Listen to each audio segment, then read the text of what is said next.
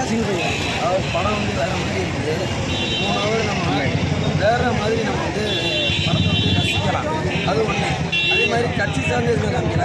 ஒரு ஃபஸ்ட்டு ஓப்பனிங்கில் வந்து விஜயகாந்த் சாரை காமிச்சாங்க.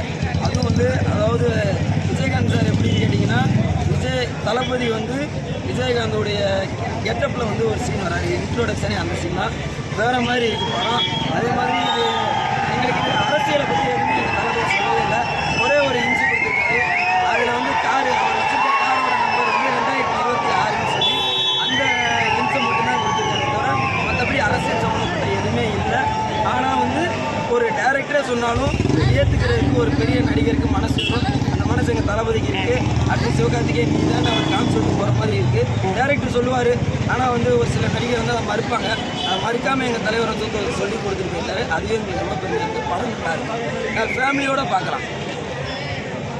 26 நாகதான் சொல்லி இந்த படம் மூலியமா நீங்க பார்த்துருக்கீங்க.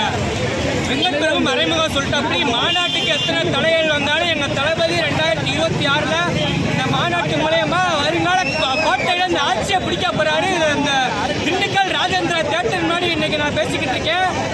2026ல கோட்டையில் எழுதி இதே தளபதி கொடியை தமிழக வெற்றி கழக கொடியை பிடிச்சி பேசுவோம். நன்றி. படம் பார்க்க வந்த அனைவருக்கும் நன்றி. GOAT the greatest of the all the time. Thalapathy Vijay அவர்கள் வாழ்க.